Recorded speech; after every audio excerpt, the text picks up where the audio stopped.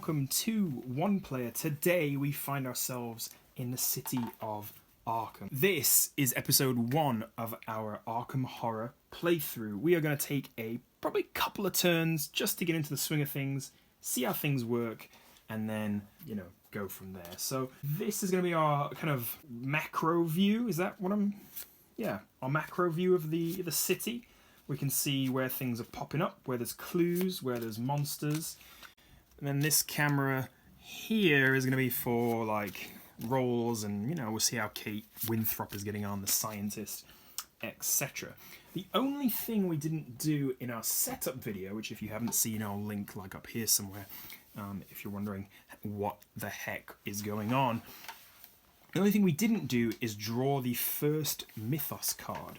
And what that does is essentially sets the stage for, well, where the first monster's going to pop up, I guess.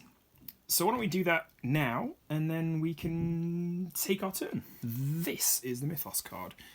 Noden's Favour. It is an environment card, so it's going to stay in play. It costs 2 fewer clue tokens to seal gates. Well, that's rather nice. This is occurring at the Witch House, which we have to find on the map somewhere. I'm not familiar enough with it at all yet. So, Witch House, anywhere, Witch, there we go. So this is the Witch House in the French Hill Quarter. A clue appears at the Black Cave, which is... I don't bloody know. Where is the Black Cave? It's right there. So we've got 2 clues at the Black Cave. 1 gate opening at the Witch House. So, what we're going to do is we are going to advance the Doom track, which is off camera here, but I promise I'm doing it. So we've currently got 2 Doom token. No, sorry, we've got 1 Doom token on our Doom track, as this is the first Mythos card we've pulled. We're going to draw a gate marker, which is one of these round circular dingy-dobs, and we're going to flip it over, and it takes us to the Great Hall of Ciliano. We're going to place the gate on the Witch House and discard the clue token that was there. We've lost that opportunity. And then a monster appears, and we're going to draw that at random from this somewhat opaque. We can see the sides of them, but whatever. And we've pulled a Dark Young, so that also goes onto the encounter space. So we've got our monster on the location where the gate opened. The Dark Young has a yellow border, so he does not move. These are the kind of rules that I have to skim through the rulebook every 5 seconds to find. So he's got a yellow border, he doesn't move, so he, in the monster movement phase, he just stays still. Now it is our turn to go, essentially. So that's the Mythos card dealt with. It costs 2 fewer clue tokens to seal gates, which that seems like it would be very handy. Also, I should say, our scientist, gates and monsters cannot appear essentially underneath our scientist. So under our character, we can't, kind of by surprise, get sucked into a gate and end up in the other worlds.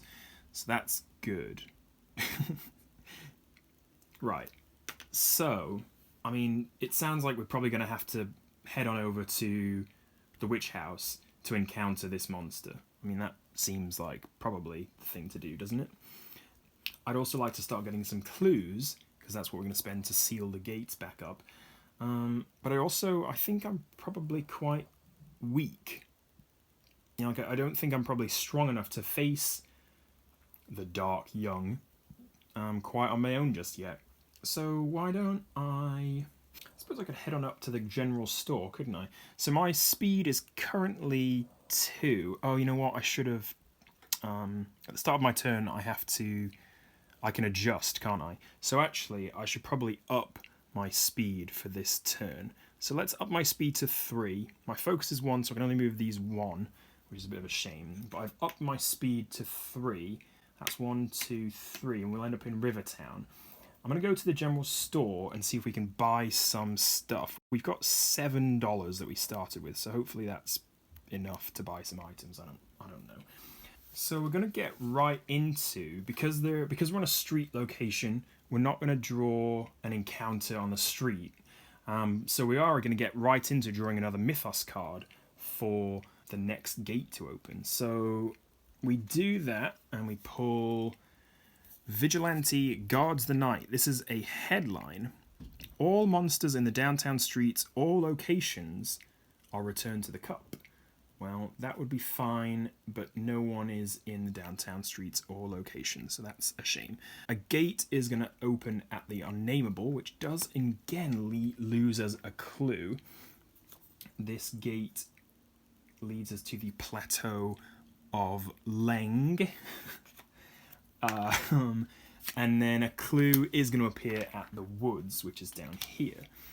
Now, then we're going to pull... This goes to the bottom of the Mythos card because it's not an environment. We need to move the monsters first. So we're going to pull a monster from our cup here. It is a Migo. Not an Amigo, but Amigo. And we're going to place that right there. Now it's going to tell us if the monsters move, which again, the Dark Young does not, but the Migo does. He's a circle monster, so he moves along the white this turn, and he moves into the Merchant District there. So this is going to go on the bottom of the Mythos deck, which again, I think is off both cameras, but you don't really need to see it. And that is going to be that. From here, what do we think? I mean, is it worth going to the general store? Now I see that there's actually 2 clue tokens at the Black Cave, which kind of makes me want to go there and collect them. I do have to end my move on that location to pick up the clue tokens. So I can either come here, have an encounter, or come here and buy some stuff. An encounter with 2 clues sounds pretty good. So why don't we just do that? We've never done it before, so let's just... I don't know what I'm doing. So we're going to go to the Black Cave. We're going to shuffle our location deck. This purple location matches up with the purple of Rivertown. We're going to shuffle this and we're going to draw 1 card. And that will be our encounter. Now this could be a monster, or I think it could be something good. I hope it can be something good. Black Cave. Oh, well that was easy. Black Cave. Let me get that in focus. A monster appears. So that was rather straightforward, and we've got a monster to evade or fight.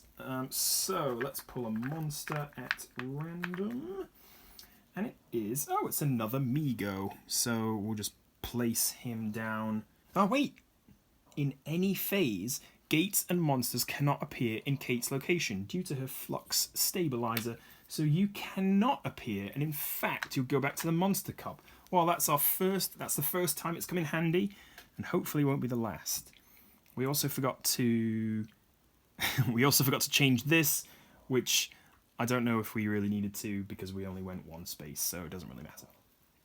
Okay, Mythos? Yes, Mythos. Now, most reports that I've found online say that if you're going to play this game solo, you want to play with more than 1 character. I don't know if that's true. I'm going to just give it a go with 1 because I'm 1 person and I don't fancy having multiple characters to control and track, and also because literally this table is not big enough for another character sheet. I think it might have a leaf, but I don't. You will figure it out later. So anyway, so we've got this. So we've got 1 character. So that's, I think, why the turns are quite short. I imagine if we're playing with 4 or 5 or 6 or 8, then the turns might go on for a little bit longer. Anyway, so we're going to pull a Mythos card again. Gangs clean up East Town. All monsters in the East Town streets or locations are returned to the cup. Well, there's no monsters there, so that's a shame. A clue does appear at the Black Cave, which I think we just get to pick up, but I'll have to check that. Unfortunately, though, this is occurring at the Witch House, and there is already an open gate at the Witch House. So that will trigger a monster surge. What that means is a monster is going to appear from every open gate on the board. So that's 2. It's not too bad, but you know, there you go. So we're going to draw an extra monster for the unnameable, draw an extra monster for the Witch House. We have a cultist, if that can get focused. Maybe it can, maybe it can't.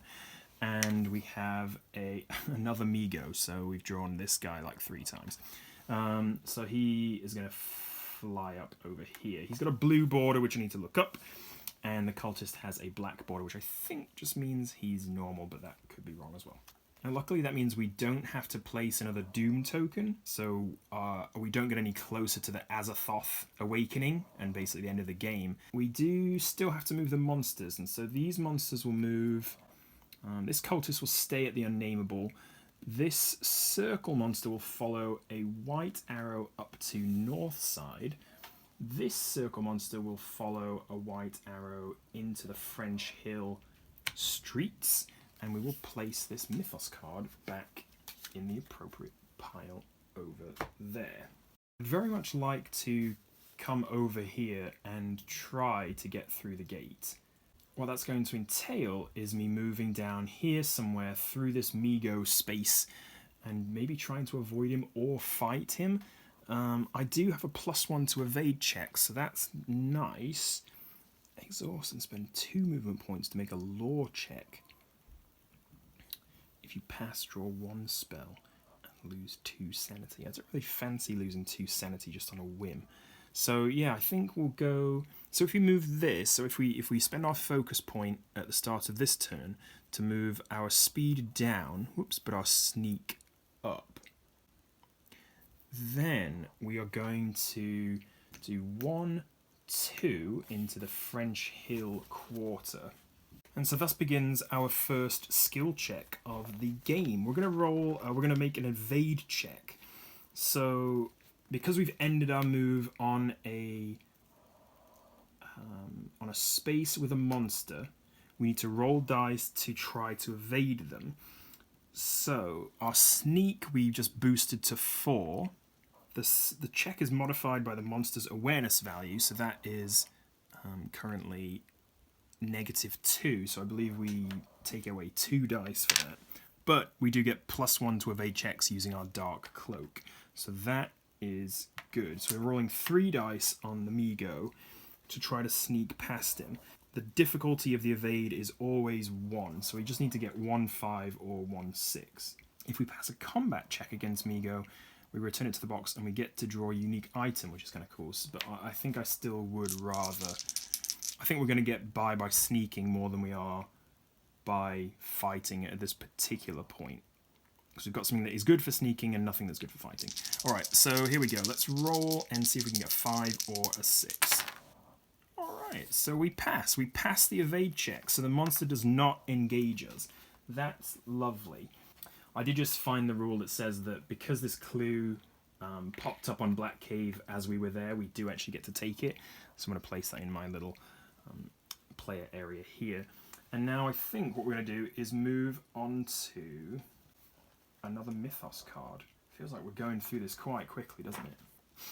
I mean, like, how the heck am I supposed to get around this board and stop this many monsters? I'm not really sure. Let's see. We've got a Mythos card, and it is Witch Burning Anniversary. An ancient curse strikes Arkham, releasing 2 monsters into the Rivertown streets. Fantastic. So we've got 2 monsters to come over here. I'm not looking when I pull them. We've got a fire vampire. That's interesting. So he goes into Rivertown. And we have, the Hound of Tinderloss, which doesn't look too much like a hound if you ask me, but we'll place him down there anyway. So the vampire has a physical immunity, which is nice, as does the Hound of Tinderloss, and he also moves essentially just straight towards us, so that's great. All of these monsters have physical resistance except for the Migos, so I think we're probably going to need to get some spells pretty soon. This is the Unvisited Isle, so we've got a gate opening up here. The clue token is lost. This will lead us to another dimension. Well, that's nice. And then a monster is going to pop out that gate, which is this one, and it's going to be Shoggoth. And he is nightmarish. Yep, that makes sense. I'm going to place him up here. In terms of movement, our cultist is going to move, but that is it. Now then, do we need to battle the Dark Young to get through this gate? And I think the answer is yes. So what we're going to have to do on this next turn is probably prepare to battle this fellow. With physical resistance, he's nightmarish, which I think lowers our sanity, maybe? And so before we get into combat, I think this is where we'll end the video. What we're going to have to do is probably, I think, strategy here. We're going to use our Necronomicon, try to get some spells, use the spells against the Dark Young, jump into the gate, and go to the Great Hall of Selenio, and then we'll try to seal that gate as best we can. That, though, is going to be it for this video. Don't forget to drop a like, leave a comment, especially if I'm getting something completely wrong. Hopefully I see it before the next session, and fix whatever I'm doing. So let me know, shoot me a comment. Don't forget to subscribe, hit the bell so you get the next notification for the next entry in the saga. I mean, we're severely outnumbered, and I think that is part of the game. I think that's supposed to happen. I mean, let's see, we've got 1, 2, 3, 4, 5, 6, 7 monsters on the board, and 1 us. There is a monster limit, which I think goes towards the Doom track somehow, so we're going to have to figure out how that works too. That is going to be it for me, though. Thank you so much for watching, and I will see you later.